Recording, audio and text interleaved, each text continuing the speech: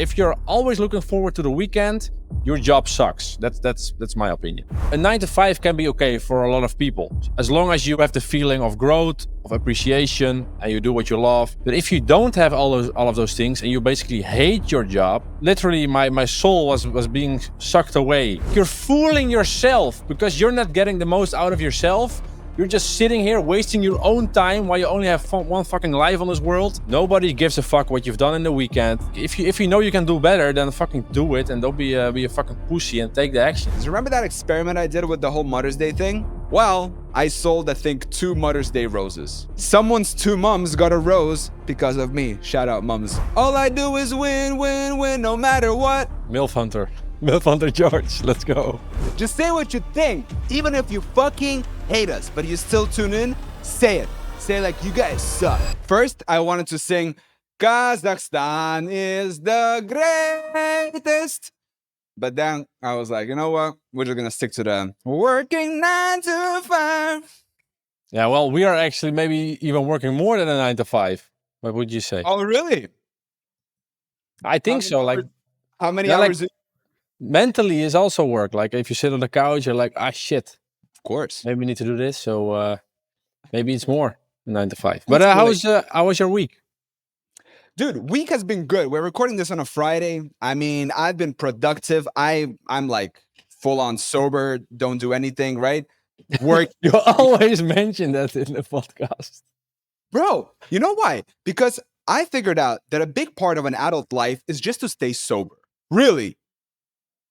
Really? Why? Okay, you guys let me know down in the comment section if you agree or not, but my theory is that a big part of an adult life and like the road to success is being able to discipline yourself and stay sober. Could be. Yeah, I don't know. I don't experience it as much. Like, do you have such like, do you get pulled into towards like the fun stuff easily then? No, of course not. But all right, you were talking about your week. Yeah, no, listen, a week is good. I recorded a bunch of videos, did some accounting BS that you're supposed to do as an entrepreneur. It's the best. And I am planning on buying a new microphone. So this microphone I have right here, well, this microphone has served me well, right? It's a good microphone. It's like my first good microphone, right? It's you know, it's great.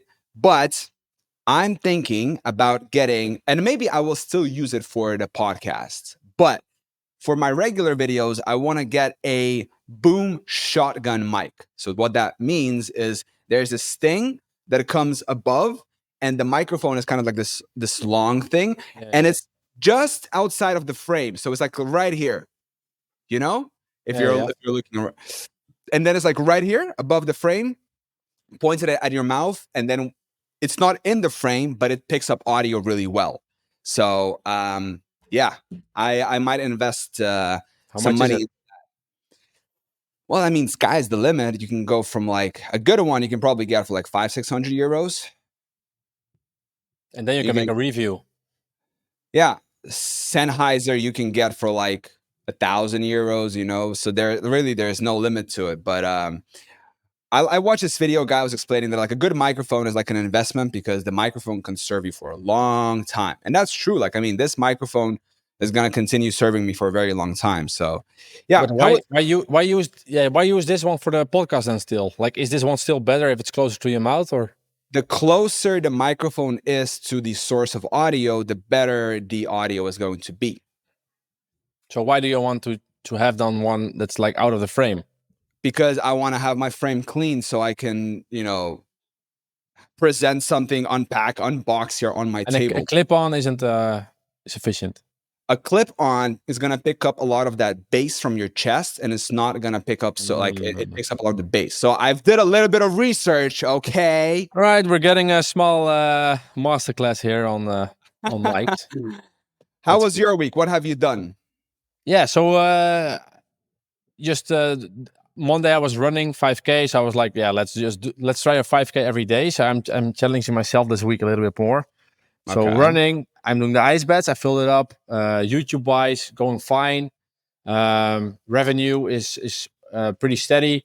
One channel is like between $170 and $200 every day, or like $170, $190. So it's hovering there. It's stabilizing. But I'm now mostly focused on, like I think I told previous episode, $1 per minute videos, shorter videos, upload them across my my 3 channels. I will also upload again to my Spanish channel, but also cheaper now.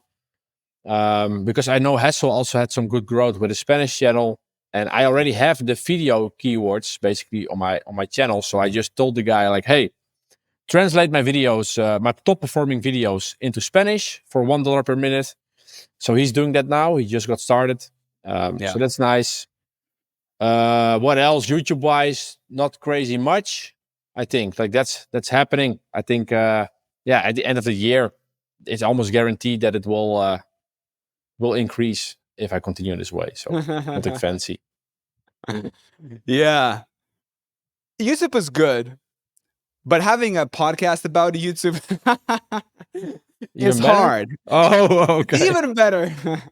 No, but like we always talk about, there's not much going on. So I wrote a couple of points that I think could be interesting the for community us to talk. ask some stuff like the old Discord community, right? Maybe we can do it in later, or yeah, sure. maybe we can do first that. your topics first.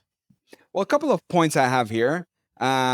First, I have a 50% conversion rate, almost 50%, a conversion rate on my inversion boots video on Amazon. And 50, not 15. 50. Yeah. I have almost a 50% conversion rate on inversion boots video on Amazon, which is like huge. So every second person watching that video is buying. So my theory is that they're watching, they're like, man, this guy is fit. If I get these inversion boots, I'm gonna get fit as him. I think those people looking for that are already fit, because it's a pretty specific thing to look out for. Like, I think the people that are not fit, they will start at the basics, like nutrition, go to the gym, but like inversion boots are like... You would think so, bro. You would think so. I don't know. Could be, but that's nice. Yeah, so that's expensive cool as well. The item. It's $50, so I'm getting about 2%. So I'm getting what, $1 for sale. Yeah, okay, that's not crazy. And I think the volume is also not crazy, right? Because it's such... The volume is not crazy, but guess what? They're gonna live there. My video is gonna live there, and yeah, boy is gonna be getting that $1 every day for a long your Starbucks coffee. I'm gonna get that dollar for a long time. I also sold Mother's Day roses. Remember that experiment I did with the whole Mother's Day thing? Yeah. Well, the video got 1,000 views, and I sold, I think, 2 Mother's Day roses. That's how? Like, can you buy roses on Amazon? No, fake roses. Oh, those in the glass thingy, and like a... Oh, it's like, yeah, it's yeah, like a glass around it, and then it's like a rose in there. That's nice. So the experiment worked. Someone's 2 mums got a rose because of me. Shout out, mums. MILF Hunter. MILF Hunter George. Let's go. That's your way. Okay. No, but that's cool. That's funny. But that's like, of course, it's an example, but it really clearly indicates, like, if you see some trends happening, you can make videos for it. And like, this is one example. Yeah, but then you have to get better at like what trends you're actually worth pursuing, because okay, well, that video took me like 5 minutes to make, but selling 2 roses on Amazon ain't paying the bills and ain't putting food on the table. You know what I mean? No. So that's a proof of concept, at least. Did you have more stuff? I did have more stuff. That's good. You're prepared, man. That's crazy. Of course, bro. What are you talking about? Look at this. Wait, here. Next, I'm going to Barcelona with my Serbski brat, my Serbian friend, Alexa. On a boat. On a fucking boat! For a weekend, right? We're going for 4 nights, Barcelona, from 6th till 10th of June. This podcast is dropping on the 5th of June. If some of you early to the party are listening to this and you happen to be in Barcelona, HMU, hit me up on Insta, and maybe we can hang. And what's the plan for the long weekend, for the 4 days? Oh, bro! Are we circling back to the staying sober part? Okay. We're not. We've passed that, bro. Okay. we're going there. I'm flying on the 6th, landing there at 9 a.m. We're staying on a boat. We rented like a boat on an Airbnb. Alexa's coming. We're gonna be there. Maybe I'll meet my Russian friend Eunice as well. And we're just gonna walk around, explore the city, get some food, chill, get some More drinks. drinks. Just There it was. I got you there, motherfucker. Good stuff. Exciting. And like, you also had a trip to the opera, right? Or is that like later? Yeah.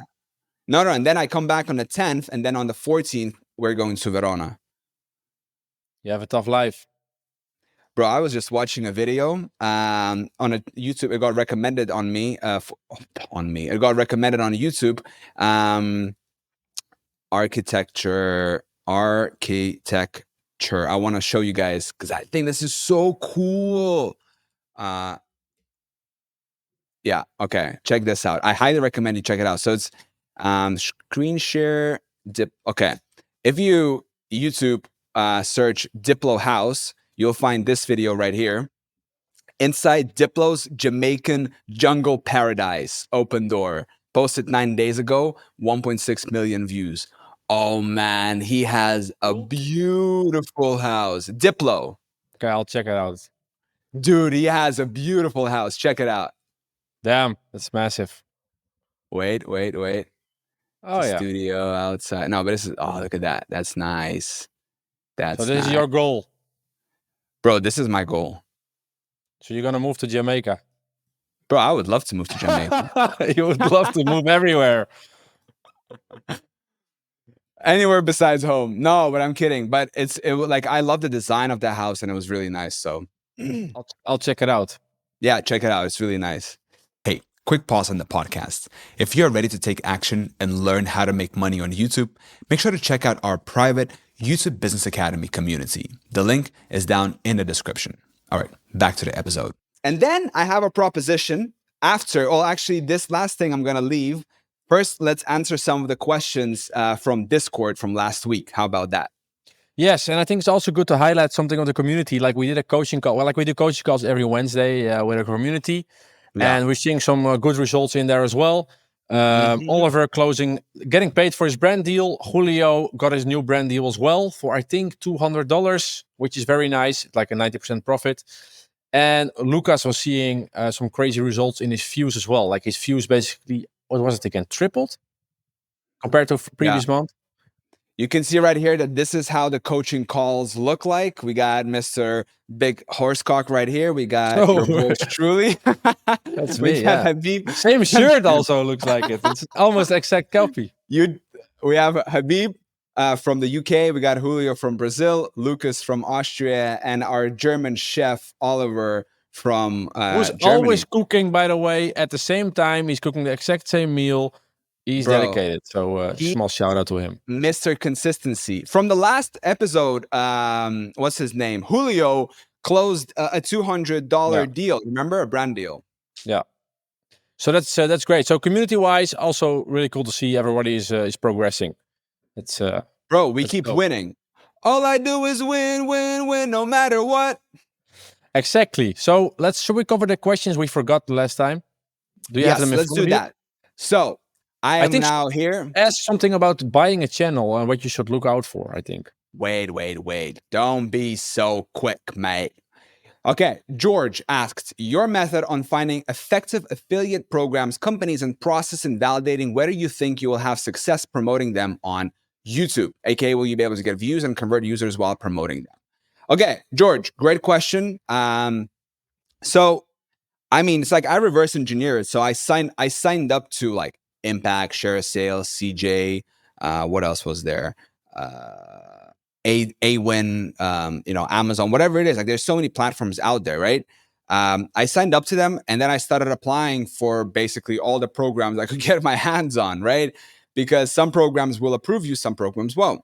So then the ones that do approve you, then you say whatever it is, right? Whatever the program is, you take the name of the company, and then you have, I know of two ways. Either you can put the company name onto YouTube, right? For example, Shopify, and then you can see, what people are searching for.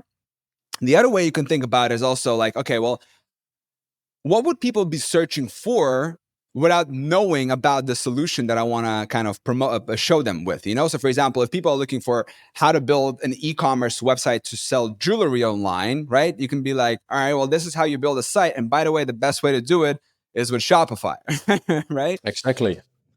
So that's my way. Yeah. That's the way. Yeah, those are the two ways, I think, mostly. But this is not the only way. What else do we have then?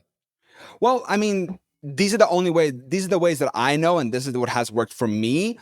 You can probably, like, I heard Nate O'Brien talk in a podcast that, like, if a company doesn't have an affiliate program, but you made a video and you're driving a ton of traffic to just their landing page, right?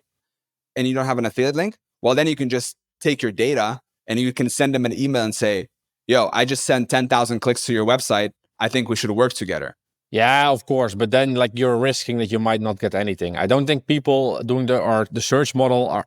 I will not advise them making videos for companies that where you don't have an agreement with yet or don't have an affiliate program yet, because you're wasting your money. It's a little bit more complex, but yeah, it's just one of the ways, right? Being an affiliate is simply just, you know, being affiliated with someone and promoting their company, promoting their products or services. That's pretty much it. Either go and take existing links, and coming back to your question about how do I know if I succeed, I don't.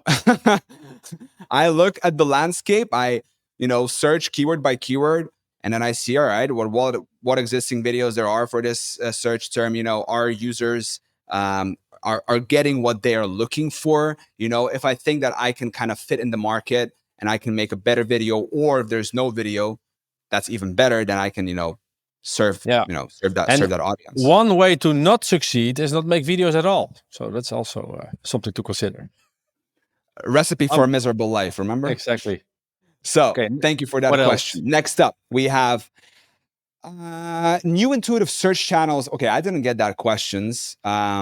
He's asking basically all other search channels, then how to delete your Facebook account. Yeah, well, come on. Like, just think outside the box. Like, how to delete your Facebook account is like, yeah. People are searching everything on the internet, as long as it's like solution based. It can be a review, it can be a comparison, it can be maybe they need something to be fixed, maybe they don't know how to turn on their TV. Like, it's literally anything they could search online is like search content. So yeah, 100%. Harveg asked course revenue breakdown. What do you think? Well, no, I think it's not really relevant to YouTube, I think. Yeah, it's not really relevant, but here's the thing, like, Ron and I, you know, we've been at it for a long time. And let me tell you, we haven't made much money because we've have a lot of lessons that we've learned. Yeah. You know, we might have made some money, right, by selling a course. But at the same time, we've, you know, did a lot of different expenses that, you know, you could argue were necessary, not necessary. But overall, I mean, we didn't make much money, right? We made, it depends how what you find much money. But like in the end, it's also like an extension of what we already do. Like YouTube search, like you can notice it in these podcasts as well. Like, once the systems are in place and things are going nicely, you don't have crazy much updates, but it's still a really great business model next to your side hustle, next to your 9 to 5, to eventually maybe replace your 9 to 5. So the business model is still really valuable. We had our systems already in place. So the next step you can like logically do is help other people set up the same system in place as well. And that's how the whole course started. It was not like a cash grab or just for the money. It was basically a logical next step. Okay, what can we do with our free time and how can we leverage the knowledge which we've built up? And also, in which space do we have the most credibility? So it was a logical next step for us, basically. And we're still happy doing it. Like, we see crazy wins in the community. So yeah, that's the whole region as well. Yeah, and keep in mind, like, we're getting a couple of hundred like views, listens per episode, right? So it's more. not Spotify is more like, but per episode, like I think we get like 5K in total a month, something like that. Yeah, but also I want to, like, this is what I've been telling you as well. If you search, for example, let me actually share the screen. I want to show you guys something. If you search for YouTube automation on Google Trends, I want to show you guys something interesting. So if you go worldwide, you go past, I don't know, let's say 5 years.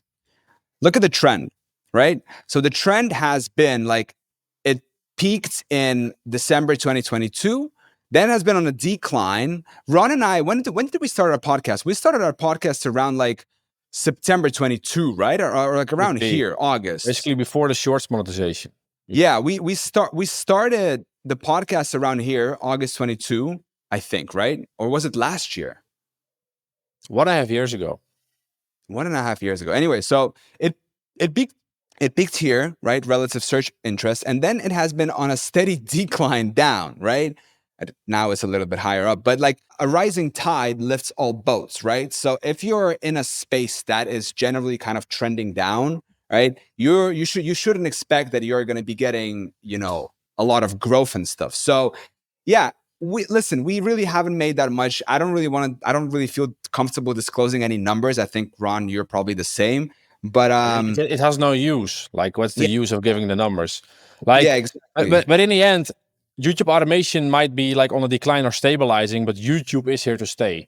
So while maybe the term YouTube automation is not as popular, people making money off YouTube will be still a thing. YouTube is still innovating with the platform. YouTube is still, like, I think, one of the best platforms for creators to get paid, to earn a living from. So the business itself, the platform itself is still really, really valuable. Yeah, I'm curious how to make money on YouTube. What about that search term? Let's see. Yeah, probably too long. Yeah, it's kind of stable, or but maybe nothing. Faceless YouTube or Cash Cow. You have like multiple terms, but like in the end, we're like more of we're like in the digital real estate, that kind of stuff. More like YouTube automation is more like about the entertainment videos, and it's like a little bit different. How to make money on YouTube peaked in May 2020, and then it's pretty consistent. It's like, yeah, there's a lot of people, but making money, like, people always want to make money. Actually, it doesn't even matter, like, for most people, how. So it will always stay relevant, I think. All right, next question. We got Rain. It's been asked many times, but how to do niche research. Would love to see some secret tricks on how to convert certain things you see on daily media like TV. Also, how would we convert, for example, interesting blog posts to a YouTube channel?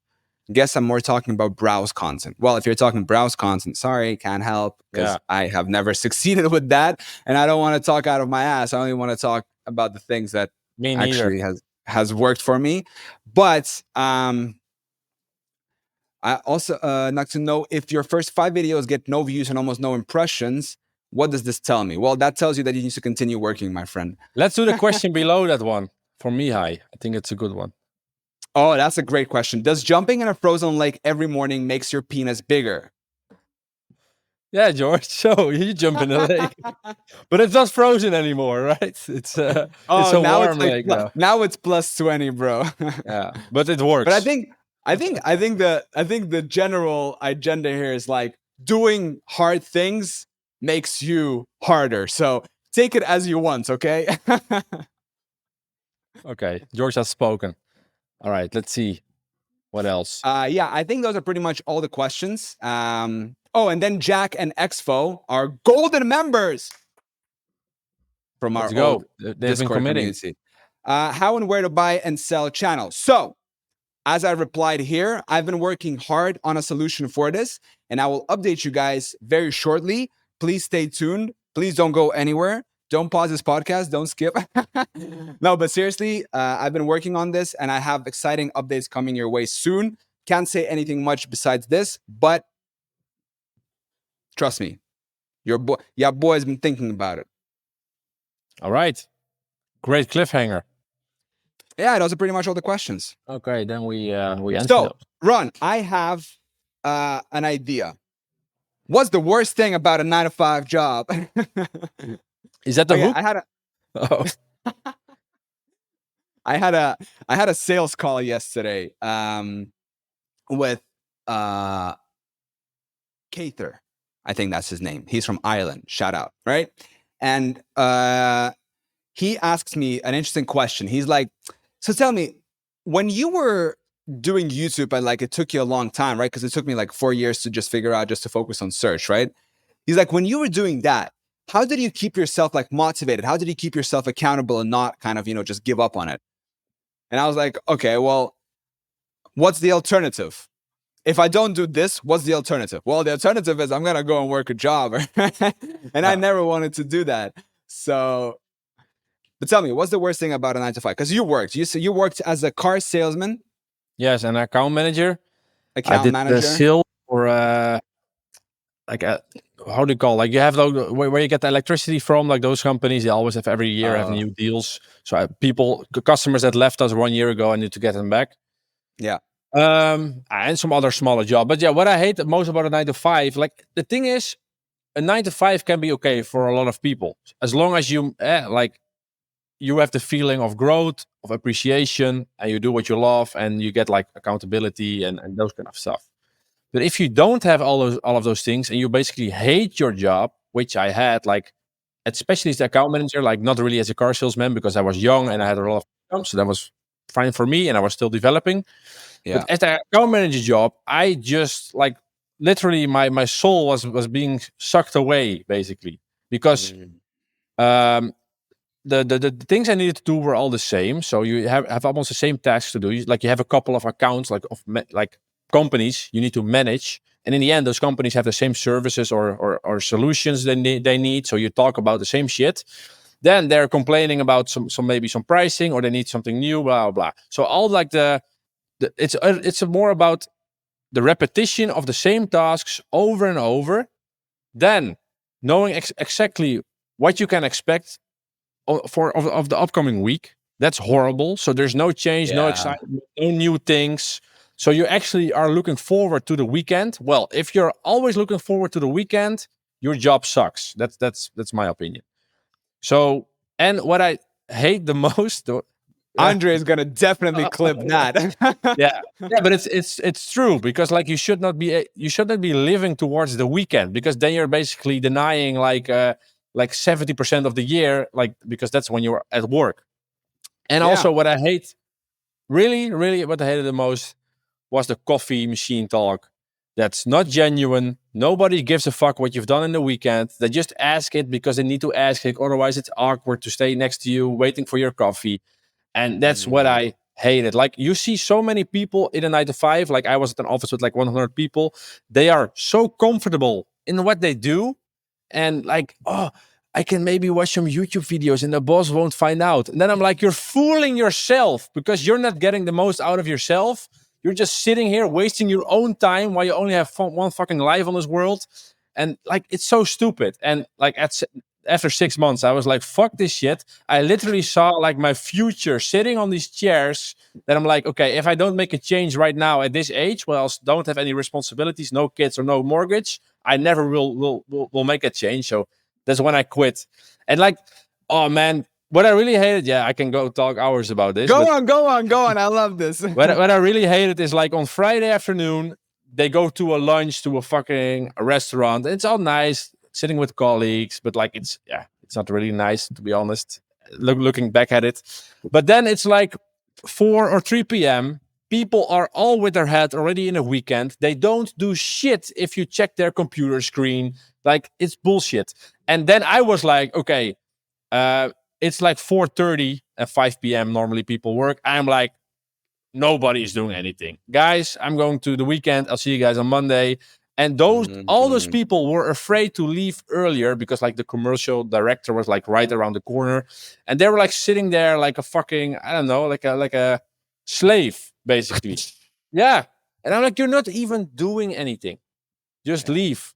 So I think your work should be valued at your output and not how long you sit in a chair. So yeah, that's my approach. So that's what those things I just hate. Like it's so comfortable. It's so easy to just stay where you are and get some money. Don't fool yourself, and remember, you are the easiest person to fool.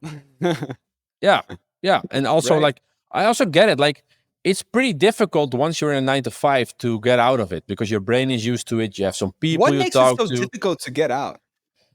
Well, first of all, money, of course. That's the first thing. But also like it's a confrontation. You need to go to your boss, say like, hey, I'm not at my place right now. I'm not where I want to be. I want to quit. That's a big step people need to take because their colleagues, they will think something about that, and they will probably Like think about those kind of stuff and don't make that decision right away. Like, to be honest, I also thought about it like 2 to 3 weeks, of course, but I had no other choice. But I think a lot of people will like wait for that decision or not make it at all and hope that there will eventually come a better time to make a change. But yeah, tell you what, the time will never come if you don't like do it.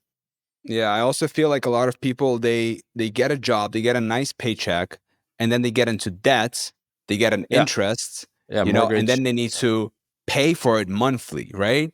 So, okay, well, there's no option in quitting your job, right? Because you have bills to pay and stuff. So then you have to, then your life becomes even a lot harder, because a lot more harder, because then you have to continue working your job, which takes like 80% of your energy. Yeah. And then with the rest of the energy that you have, you need to somehow build this other stream of income that will eventually enable you to let go of the job and go all in on your own thing. But that's the only way. That's the only way to reclaim your independence. So you need to sacrifice your evenings and your weekends, or maybe find time at work. But most people can't really do that. So, but like then again, like one of the best way, literally, is doing like a YouTube search channel. Literally, because you can. Yeah, it's full. It's true. Ron is not biased. Ron is not biased. Okay. No, I've tried many business models, and you as well. And like it's we have a lot of people working 9 to 5 in the community as well, and they perfectly manage it next to their job. But like, just don't fucking settle for a 9 to 5 because your environment is doing it. Or like, if you know you can do better, then fucking do it, and don't be a fucking pussy and take the action. You know. Yeah. No, but it's also like, just don't give up on yourself. Don't give up on life. You know. It's I feel like a lot of people comes a point in their life when they're like, you know what, like, life is too hard, you know, I'm just gonna continue doing this, I'm gonna, you know, enjoy my beer on the weekend, you know, I'm not gonna, you know, and then they just kind of give up. You can see that a lot of people have this like in their eyes. You can see it. Yes, but it's also the way how the whole world is now designed. Like, everything is based on comfort. It's easy to get your dopamine hits. There's like literally no need to push yourself through something. Cheap dopamine. Yeah. It's very easy to get comfortable. Yeah. That's a good point. And listen, there's no one out there to save you. No. If you don't save yourself, no one will save you. So take action. It's a mean world out there, you know? You think like we live in such a comfortable time, everything is so good, transportation, communication, you know, water, shelter, everything, right? So you think, oh duh, like everything like is a given, right? But dude, if you go out into the forest or to the jungle, like everybody's out there and animals are trying to kill each other, you know, everybody's trying to kill everything else. So your only thing is like survive, and then if you do survive, well, then you can reproduce and pass on your genes, right? So I think, yeah, we live in a very comfortable time, and I think if you never face adversity, you never get the chance to experience what it's like, you know, to become harder, right? Yeah, that's why you should do the hard stuff. My biggest, hardest thing I've ever did was the military. It was 6 months, bro, but those 6 months were hard, man. They were hard. The first day, I remember. Oh man, can I tell you my first day in the military? Yeah, of course. You're already beginning. It was. I remember. We get there. We first. It's a long ass day. We get there. Formation. They check our bags. Da da da. That's like the very first day we just arrived. Anyway, so then. And it was like a hot day, long day. All right, then we go to bed. I couldn't sleep the first night, right? Because it's like it was humid and I was not in my own place, right? I'm sleeping with fucking 12 other guys, and it's called the stuga. It's like a room, right? So anyway, then I wake up 5:45. Stabsok-signal kompaniet! Väckning! And then they start playing the first day. You in the army now? Really? Yeah, sounds in the like corridor. Fun. Oh no, bro. Oh, you would love it. By the way, you would love it, bro. If there's one thing I would recommend to you, is fucking go to a Finnish military. You would thrive in that. It's like order. It's like all about like just perform. Okay, funny story, you guys. When Ron and I were in Bali, I like yoga. So I told Ron, I found a nice yoga studio. I'm like, Ron, come with me to the yoga. Like, you will really enjoy it. He was like, I don't really Yeah, want I to go. I'm like, went. come on. Yeah. And then I'm like, come on, please come with me. All right, fine, fuck it. I'll come with you to the yoga. So we go to the yoga, beautiful studio. It's like this kind of like, remember where Beautiful it was? girls. Like, yeah, that's what you get when you do yoga. Yeah, that's why you do yoga. Yeah, exactly. Anyway, and then we're doing the class, right? And then it takes a while to get into. And then in yoga, there's like different kinds, but sometimes you can get into like a repetitive motion. Like, for example, like you go from a plank to like a three-legged dog, and then back to a plank, three-legged dog, right? So then Ron catches the movements, and he just starts going bum bum bum bum bum bum. And I'm like, bro, this is yoga. This ain't no fucking military workouts. But he's just like a train bum. Yeah, if you're in a flow, I already forgot about this, but yeah, like once you get in some things, like in a flow, like then it's just like flow state. Basically, the same with runner. With a runner's high, if you go for a run, you're out of your head and you just do the work. It's nice. Yeah, it's a nice feeling to just get into it and then. Yeah, exactly. That's needed. Fantastic! We've covered so many things, you guys. All right, it went all over the place. Hope it was valuable to you guys.